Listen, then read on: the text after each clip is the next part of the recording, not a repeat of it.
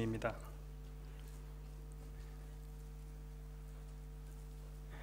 요한복음 4장 23절에서 26절까지 말씀, 우리 길지 않으니까 함께 읽도록 하겠습니다. 아버지께 참되게 예배하는 자들은 영과 진리로 예배할 때가 오나니 곧 이때라. 아버지께서는 자기에게 이렇게 예배하는 자들을 찾으시느니라. 하나님은 영이시니 예배하는 자가 영과 진리로 예배할지니라. 여자가 이르되 메시아 곧 그리스도라 하는 이가 오실 줄을 내가 아노니 그가 오시면 모든 것을 우리에게 알려주시리이다. 예수께서 이르시되 내게 말하는 내가 그라 하시니라. 아멘.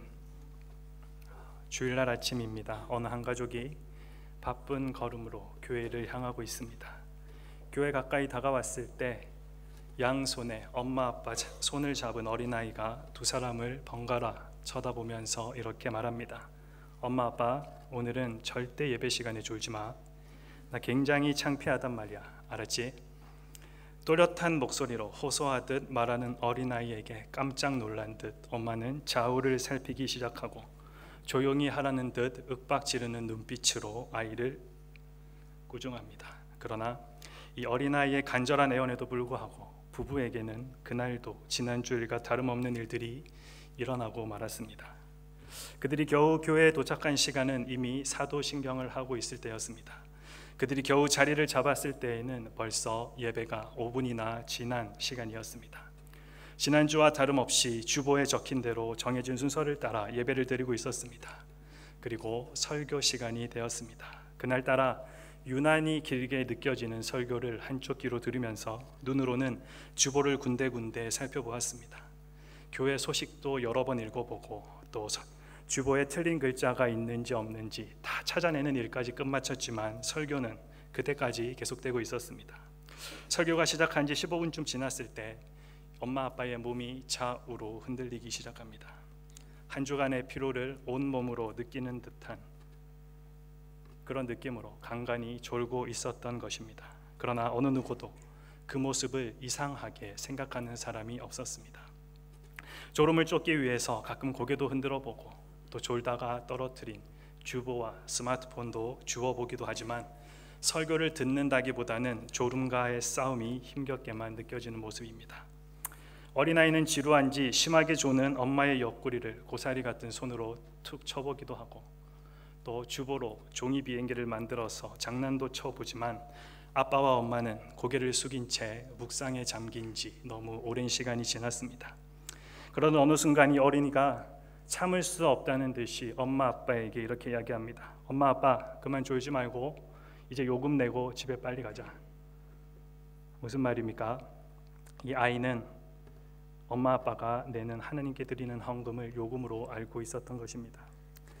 김난주 목사님의 예배에 관한 책에 만들어낸 이야기이지만 이 짧은 예화는 오늘날 우리의 예배 모습을 잘 비판하고 있다는 것을 발견하게 됩니다.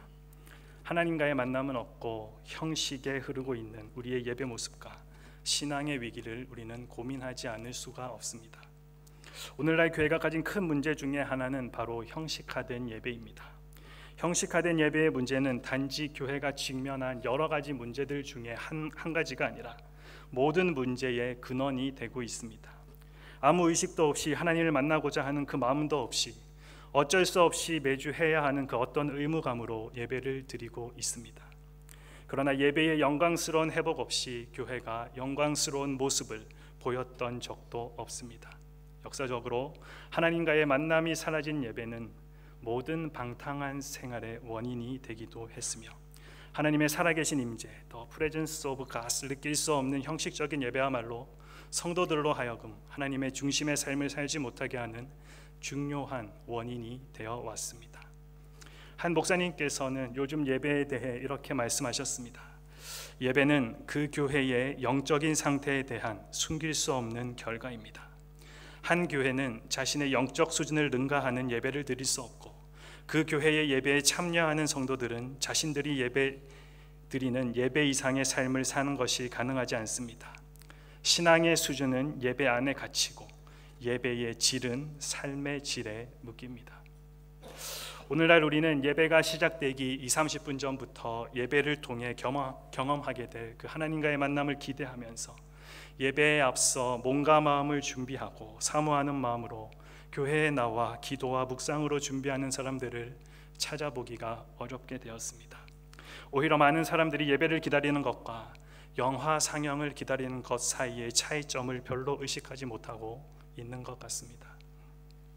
예배를 끝나고 가는 사람들의 모습은 어떻습니까? 물이 빠져나가듯이 흩어져 나가는 사람들의 모습 속에서 하나님의 말씀으로 무장하고 세상을 변화시키러 가는 하나님의 군대, 마하나임의 군사로서의 그 용맹스러움을 발견할 수 있습니까?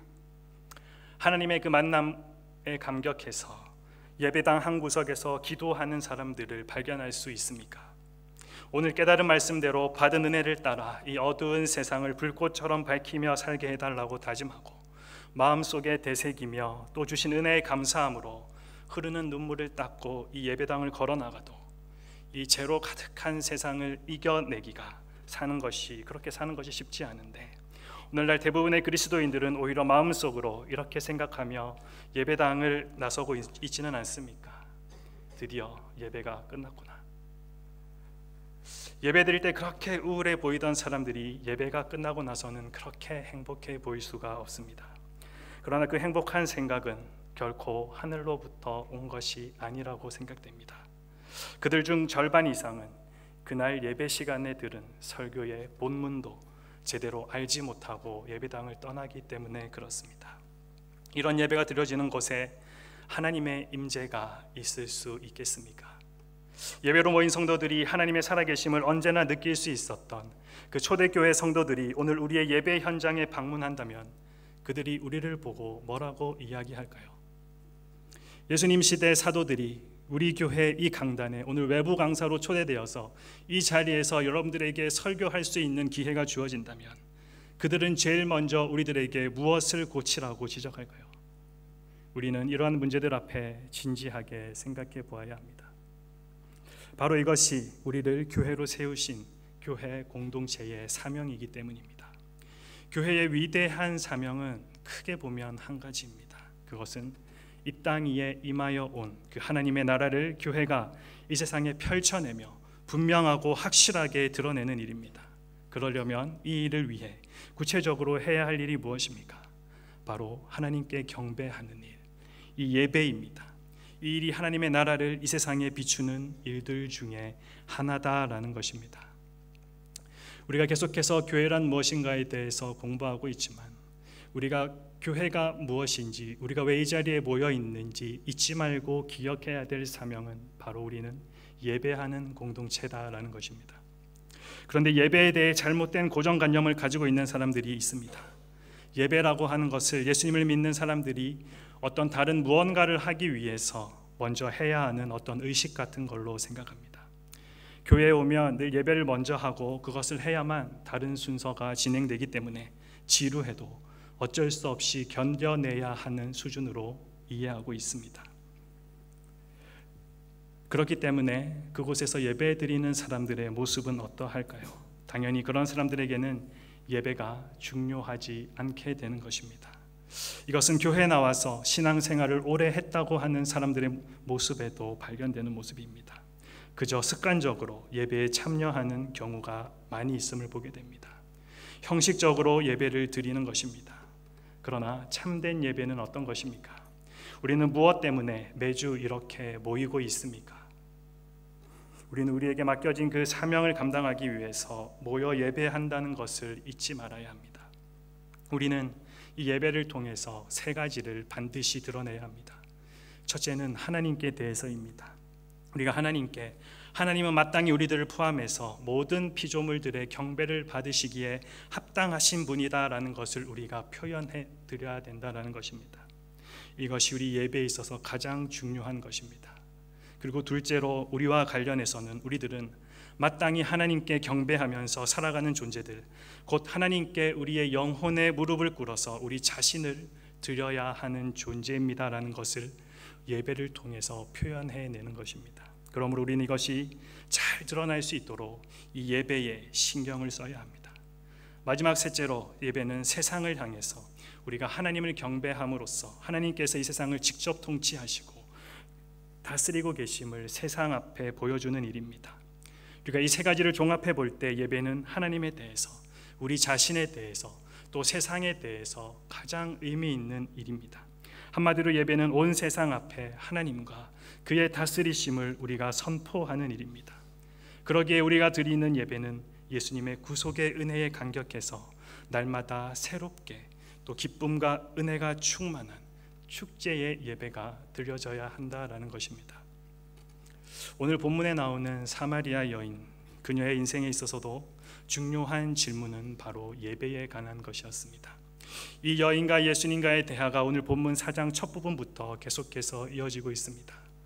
벌써 5번이나 결혼한 경험이 있는 여자, 보통 사람들은 다니지 않는 대낮에 혼자 물을 기르러 나와야 할 만큼 이 여인은 분명 삶에 문제가 있는 여인이었습니다. 그런데 사람들이 별로 그렇게 귀하게 생각하지 않는 이 여인에게 예수님께서 친히 찾아오신 것입니다.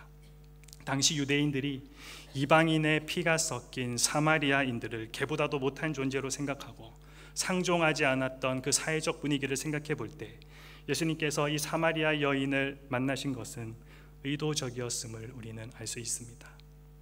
예수님 먼저 그 여인과 접촉점을 만들기 위해 물을 좀 달라라고 요청하십니다. 그런데 나중에 보면 도리어 예수님께서 사마리아 여인에게 영원히 목마르지 않는 영생하도록 솟아나는 샘물을 주시겠다라고 하십니다. 예수님께서는 이처럼 목마르지 않는 물에 대해 말씀하시다가 우리의 중요한 관심사가 되고 있는 예배에 대해서 말씀하신 것입니다. 그러므로 우리의 영혼이 목마르지 않고 흡족한 삶을 이어갈 수 있는 것과 우리가 예배 드리는 것은 매우 밀접한 관계가 있다는 것을 알 수 있습니다.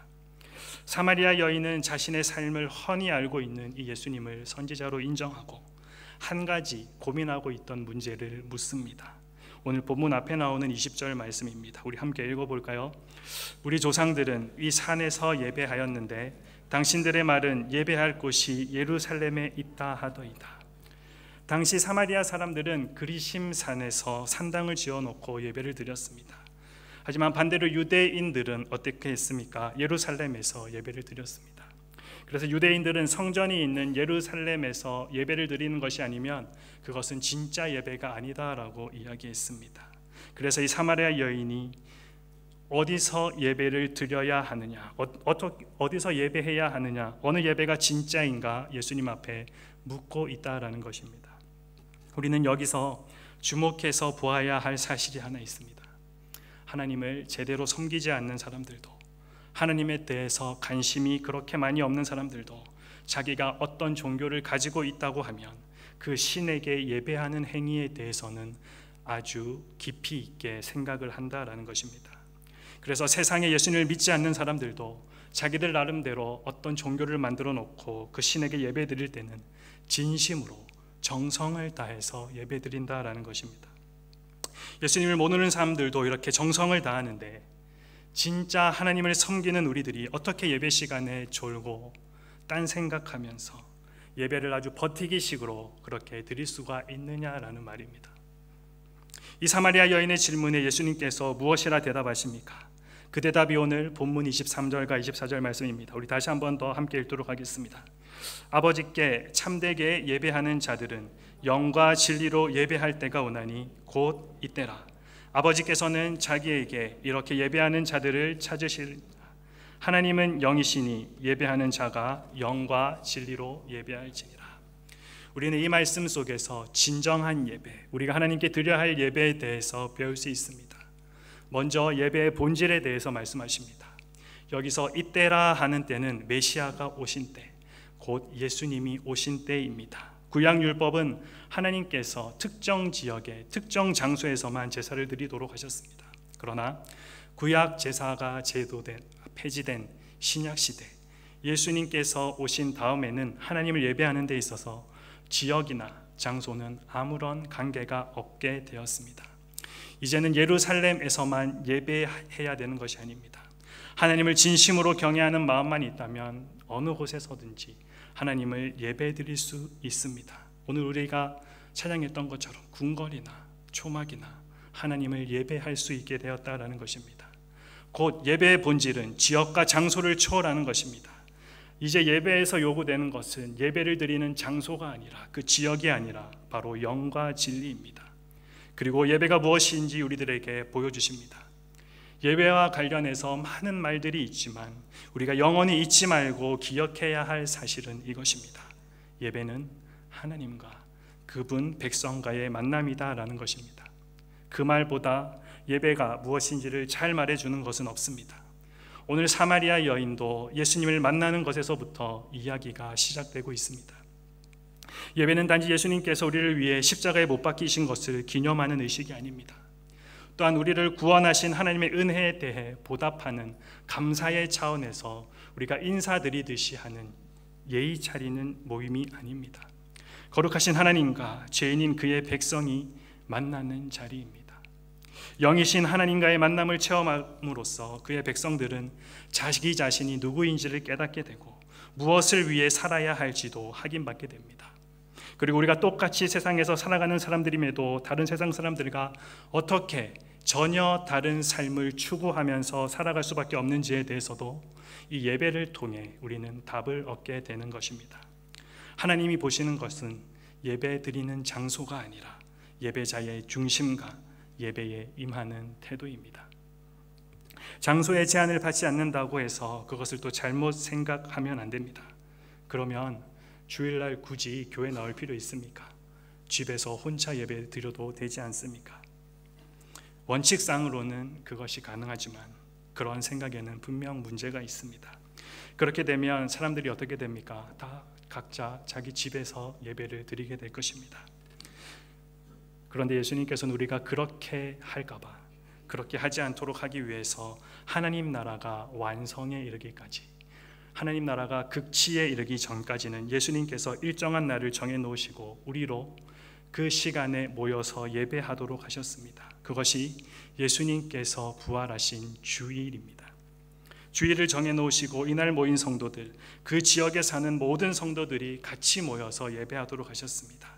이 예배를 통해서 하나님께서는 어떤 분이신가를 우리들에게 증거하고 그 사람들이 어떤 존재인가를 증명해내고 그 사람을 통하여 다른 사람들 앞에 여기 이런 사람들이 있다, 하나님을 섬기면서 하나님이 지금도 이 세상을 통치하고 자기들의 삶을 지배하고 있다고 믿고 그것을 인정하여 드리는 사람이 있다라는 것을 밝혀내는 행위를 우리들을 통해서 하도록 하셨다라는 것입니다. 그래서 오늘 본문 가운데 이런 표현이 있습니다. 23절 하반절 말씀에 아버지께서는 자기에게 이렇게 예배하는 자들을 어떻게 하신다고 나옵니까? 찾으시느니라. 찾고 계신다. 우리가 하나님 앞에 발견당해야 합니다. 우리가 진정으로 하나님 앞에 예배 드리러 왔다면 우리 공동체는 예배를 통해 하나님께서 우리를 발견하시도록 해야 한다라는 것입니다. 그래야 우리가 교회로서의 우리의 사명을 다하는 것입니다. 우리가 이 사명을 다하기 위해 영과 진리로 예배를 드려야 합니다. 성령 안에서 진리를 통해 온 마음을 다하고 정성을 다해 예배해야 합니다. 흔히 우리는 예배 보러 간다라고 말합니다. 그리고 많은 사람들이 실제로 예배 드리는 모습을 지켜봅니다. 곧 손님으로 예배에 참여하게 된다라는 것입니다. 그렇게 되면 우리가 어떻게 됩니까? 구경꾼이 되는 것입니다. 예배 가운데 우리는 구경꾼이 되어서는 안 됩니다. 만약 우리 예배 가운데 구경꾼이 딱 한 분 계셔야 한다면 그분은 누구십니까? 바로 하나님이십니다. 하나님이 우리 예배를 지켜보면서 우리 예배를 받으시는 것입니다. 다른 모든 사람들은 온 힘을 다해 하나님 앞에 예배를 드려야 하는 것입니다. 예배 가운데 있는 모든 순서들이 다 그렇습니다.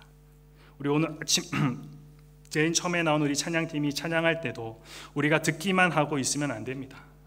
여러분들이 가만히 보면서 오늘 노래 잘하네, 오늘은 좀 화음이 안 맞네, 그렇게 하고 있으면 안 된다라는 것입니다. 왜냐하면 찬양팀이 우리를 인도해서 하나님께 찬양을 올려드리는 것이기 때문입니다. 그렇기 때문에 찬양팀만 찬양하는 것이 아니고 예배에 참석한 모든 사람들이 온 힘을 다해서 전심으로 찬양을 하나님 앞에 드려야 하는 것입니다.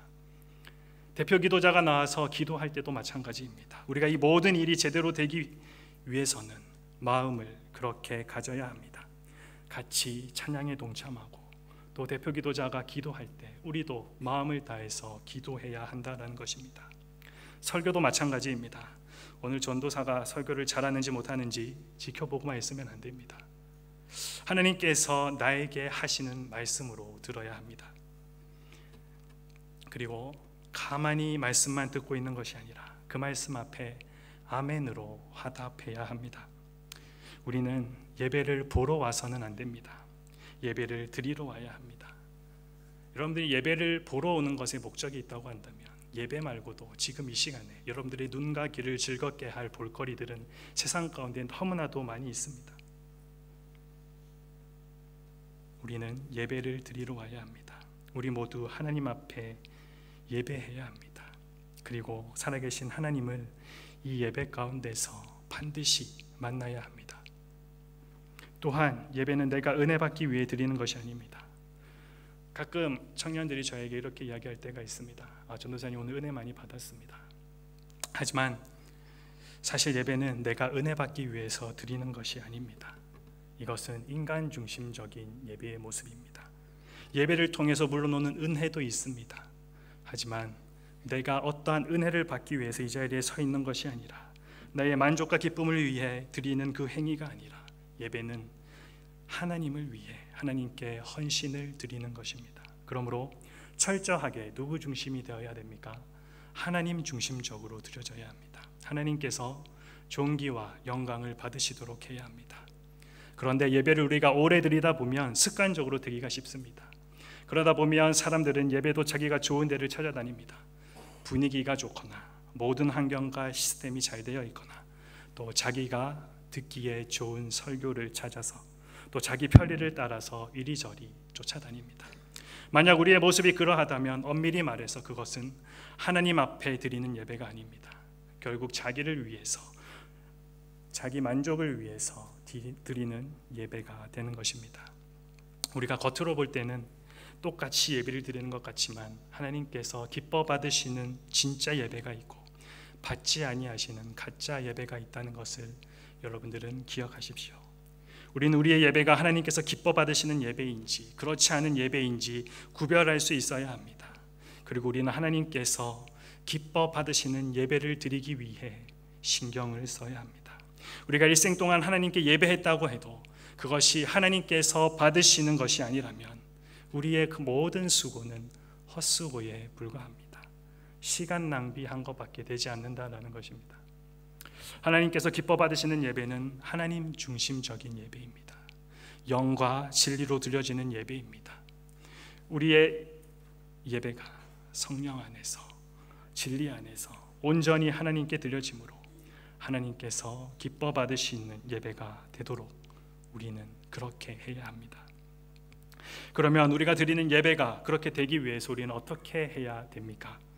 먼저 그 무엇보다도 우리는 예배하는 일에 신경을 써야 합니다. 무엇보다 우리는 공적인 예배에 신경을 써야 합니다. 개인적으로도 하나님을 물론 예배할 수 있습니다. 경건의 실천과 기도와 성경 묵상, 큐티 시간 등이 바로 그것입니다. 하지만 이런 것들은 바로 공적 예배의 기초가 됨은 물론 기독교의 그 신앙을 이어가는 것에서 중요한 역할을 합니다. 만약 누구든지 개인적인 예배 생활이 제대로 이루어지지 않는다면 정상적인 신앙생활을 해가기가 어려울 것입니다. 그러나 성경에서는 공적인 예배는 언제나 개인적인 예배와는 따로 강조되었음을, 따로 분리되어서 강조되었음을 우리는 기억해야 합니다. 하나님은 언제나 당신의 백성들이 모여서 예배하도록 가르쳤습니다. 성막과 성전의 공적인 예배를 하나님께 드리지 않는 유대인들은 하나님께 선택받은 그 당시에 굉장히 영향력이 있었던 그 이스라엘이라는 공동체에서 제외되어야 했습니다. 모여서 하나님을 경배하는 것은 편리의 문제가 아니라 하나님이 정하신 예배의 가장 중요한 방식이었습니다. 함께 모여서 예배하고 하나님을 경배하는 것이 우리 신앙생활에 얼마나 도움이 되느냐가 중요한 것이 아니라 그 자체가 하나님의 명령이었다는 사실에 우리는 주목할 필요가 있습니다. 그리스도인이 공적인 예배에 함께 참여하여 하나님을 경배하는 것은 선택이 아니라 당연한 의무입니다. 그러나 오늘날 교회를 바라볼 때 하나님께 드려야 할 이 공적인 예배의 의무를 다하지 않는 모습들이 유행처럼 번져가고 있습니다. 우리가 이 문제에 대해서 율법적으로 강요해서는 안 되겠지만 정말로 피치 못할 일이 아니고서는 모든 성도들이 공예배에 함께 참여해야 합니다. 하나님께 예배하는 것보다 다른 그 어떤 것도 우선시 되어서는 안 된다라는 것입니다. 우리가 다른 것은 다 양보해도 한 가지 양보하지 말아야 할 것은 바로 하나님을 예배하는 문제입니다. 예수님께서는 구속함을 받은 우리가 자유롭다고 하셨는데 왜 예배 시간 때문에 내 생활이 제한되어야 합니까? 혹 여러분들 중에 그렇게 이상하게 생각할 사람 있을지도 모르겠습니다. 그러나 이때 한 가지 우리가 생각해야 할 것이 있습니다. 사람을 존중하는 것 좋은 일입니다. 어떤 종교적인 것 때문에 내 인간적인 어떤 것이 제한받는 것은 분명 좋은 모습은 아닙니다. 그런데 우리들의 자유로움, 여러분들의 그 자유의지, 인간다움, 그것도 중요하지만 그것이 하나님보다 더 높아져서는 안 된다라는 것입니다. 왜냐하면 하나님은 우리의 인간다움을 만족시키기 위해 존재하시는 분이 아니기 때문입니다. 우리가 드리는 예배가 우리들의 만족과 은혜를 받기 위해 드리는 것이 아니기 때문입니다. 그러므로 우리는 다른 어떤 일보다도 먼저 공예배를 절대적으로 드려야 합니다. 공예배가 하나님 앞에 바로 드려져야 합니다. 이를 위해서 우리는 우리의 그 시간표를 공예배에 맞추어야 합니다. 자신의 개인적인 일 때문에 함부로 빠져서는 안 된다라는 것입니다. 이것이 제대로 되지 않고서는 교회가 교회로서의 그 사명을 감당할 수 없습니다. 우리 교회 가운데 공예배가 온전히 회복되기를 바랍니다. 공예배는 이 주일 사부 1, 2, 3, 4부 예배뿐만 아니라 수요 예배도 포함되는 것입니다. 우리 가운데 공예배가 다시 한번 회복되길 바랍니다. 그리하여 우리 교회가 하나님의 나라를 잘 나타내 보여주는 그런 교회 되기를 바랍니다. 그리고 또 한 가지 우리의 이 예배가 하나님 앞에 올바른 예배가 되기 위해서 중요한 한 가지는 우리의 삶이 다른 사람들이 보기에 정말로 예배와 관련된 삶을 살아야 합니다. 곧 예배와 삶이 구별되어서는 안 된다라는 것입니다. 예를 들어 늘 자신의 일을 신실하게 감당하는 사람이 주일날 자기 사업하는 것을 그만두고 예배를 드리러 간다라고 한다면 사람들은 정말 저 사람이 하나님의 다스림을 받고 있는 사람이구나 생각할 것입니다. 이렇게 될 때 어떻게 됩니까? 하나님의 다스리심이 그 사람의 삶을 통해 드러나게 됩니다. 하지만 반대로 우리의 삶이 신실하지 못할 때 사람들이 뭐라고 합니까? 저 친구는 평소에는 지 마음대로 살면서 주일날 하루 가가지고 굉장히 착한 척하고 왜 저런 위선적인 모습들을 보이는지 모르겠다라고 여러분들은 혹 그런 말 듣고 있지는 않습니까? 그렇게 되면 어떻게 됩니까? 예배를 통해서 하나님의 통치하심은 드러나지 않습니다. 도리어 하나님께서 조롱을 받게 되는 것입니다. 그러므로 우리의 삶과 예배가 분리되어서는 안 됩니다. 진정한 예배란 삶과 예배가 서로 연결되어서 하나가 된 것입니다. 그렇게 사도 바울은 로마서에서 뭐라고 이야기합니까? 우리가 잘 아는 말씀이죠. 너희 몸을 하나님이 기뻐하시는 산 제물로 드리라라고 이야기합니다. 예배와 삶이 일치된 예배가 하나님 앞에 진짜 예배다라는 것입니다. 그렇기 때문에 예배라는 것은 오늘의 공예배로서 끝나는 것이 아니라 여러분들의 삶 가운데 매일의 삶 가운데서 이루어져야 할 모습입니다. 그런데 왜 사람들이 신앙생활과 실제의 세상살이가 분리됨을 느낍니까? 왜 하나님의 능력으로 구원을 받은 사람들이 너무나도 쉽게 이원론적인 그 삶에 빠져들고 있습니까? 예배와 삶이 분리되는 그곳에는 항상 언제나 하나님과의 영적인 교통을 가능하게 하는 성령의 역사가 그친 예배가 있었습니다. 그것은 단지 형식으로 드리는 예배였습니다.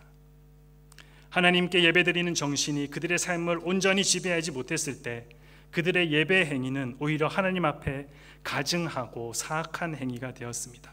그리고 하나님께서는 이렇게 드리는 예배를 범죄 행위로 규정하셨습니다.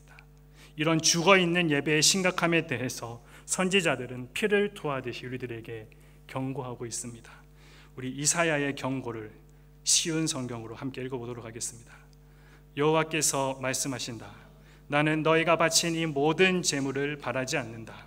이제는 너희의 순양 번제물과 살찐 짐승의 기름이 지겹다. 수송아지와 양과 염소의 피도 반갑지 않다.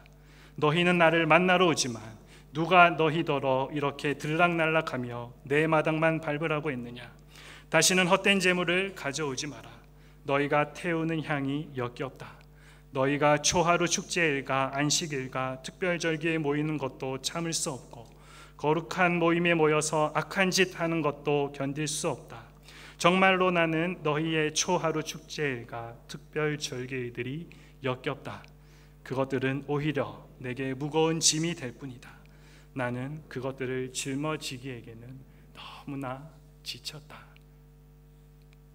우리의 예배 모습이 하나님 보시기에 오늘 이사야 선지자가 정말 피를 토하며 경고하는 역겹고 지겨운 모습은 아닌지 돌아보게 됩니다. 하나님께 끊임없이 예배드리면서도 여전히 하나님께 부름받은 백성으로서 그 모습, 독특한 맛과 빛을 드러내지 못하며 살고 있다면 우리의 어떤 현실이 그렇게 만들고 있습니까? 그것은 하나님의 자녀들이 예배를 통해서 아버지 하나님과의 만남을 맛보지 못하기 때문입니다. 예배의 형식 속에서 하나님과의 만남이 부족한 것은 성령 안에서 드리는 예배가 되지 못하고 있기 때문입니다.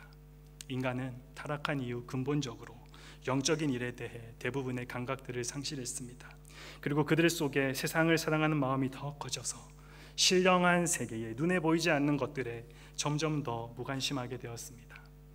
하나님 없이도 살아갈 수 있다라고 외치고 다니는 오늘날의 수많은 사람들의 불신앙이 바로 그것입니다. 그러나 성령이 오심으로써 인간들은 생각이 바뀌게 됩니다. 성령이 오셔서 그들의 죄와 하나님의 의와 심판에 대하여 생각나게 하십니다.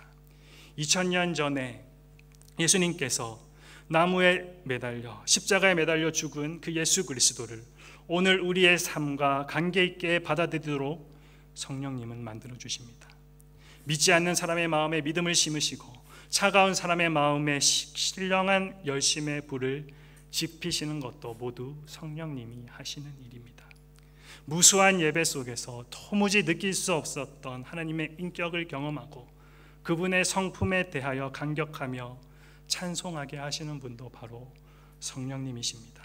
성령님께서 예배자의 마음에 감화를 주시고 그의 영혼이 변화를 경험할 때 예배드리는 태도가 바뀌고 예배드리는 방식이 변화되고 예배자의 삶도 변화하지 않을 수 없게 되는 것입니다. 그리고 성령 안에서 드리는 그 예배를 통해 좀 더 분명하게 하나님에 대한 지식을 소유하게 됩니다. 우리 공동체 가운데 성령 충만한 예배가 회복되기를 진심으로 소망합니다. 예배는 교회의 사명 중에 가장 중요한 사명입니다. 따라서 교회는 다른 어떤 일보다도 하나님께서 기뻐 받으시는 예배를 드리기 위해서 힘써야 합니다. 우리는 늘 하나님 앞에 예배하는 것이 얼마나 중요한 것인지를 생각해야 합니다.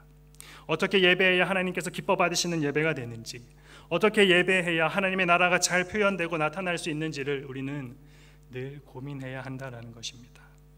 우리가 주님의 구속의 은혜에 감격해서 영과 진리로 하나님께 예배드릴 수 있기를 바랍니다.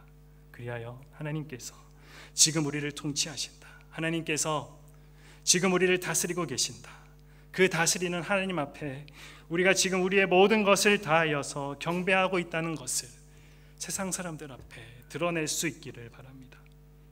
우리는 예배하기 위해서 일주일을 삽니다. 일주일을 살기 위하여 하루를 하나님 앞에 예배합니다. 무엇보다도 예배와 설교를 통한 하나님과의 만남을 위하여서 여러분 간절히 기도하십시오. 하나님 앞에 도움을 구하고 거룩한 만남이 있는 예배가 되게 해달라고 진심으로 기도하십시오. 이러한 간구와 기도의 준비 없이 예배에 나와서 단지 은혜로운 설교만 듣기 원한다면 그것은 하나님을 의지하는 것이 아닙니다. 준비되어 있지 않은 예배를 통해 하나님을 만난다라는 것은 불가능한 일입니다. 잠옷 차림으로 아무렇게나 입고 여러분은 대통령을 만나러 갈 수 있습니까? 준비되어야지 만날 수 있습니다. 예배의 수준을 능가하는 삶도 없고 삶을 능가하는 예배도 없습니다. 예배는 삶 안에 갇히고 삶은 예배 안에 묶입니다. 하나님께서는 모든 예배자들을 찾으시는 것이 아닙니다. 마음을 다해 하나님을 찾는 자들을 찾으십니다. 그리고 그들에게 거룩한 하나님과의 만남을 허락해 주시고 하나님이 살아계심을 경험하게 하십니다. 예배자가 예배 자리에 나올 때 가장 중요한 재물은 돈이 아니라 상한 심령입니다. 그리고 자신의 죄를 바로 알고 회개할 수 있는 마음입니다. 사랑하는 여러분, 하나님을 찾으십시오. 예배 가운데 하나님과의 그 만남을 사모하십시오. 목마른 사슴이 신의 물을 찾기에 갈급한 그 모습처럼 예배 가운데 하나님 만나기를 사모하고 그리워하는 마나임 청년들 되기를, 또 우리 성도님들 되기를 기대합니다. 하나님은 이렇게 예배하는 자들을 지금도 찾으십니다. 이를 통해 우리 교회가 하나님 앞에서 하나님의 교회된 사명을 온전히 드러내는 교회가 되고 우리의 예배가 다시 한번 회복되어지기를 간절히 소망합니다. 우리 함께 이 시간 두 눈을 감고 우리의 예배 모습, 우리가 아니라 나의 예배 모습을 한번 되돌아봤으면 좋겠습니다.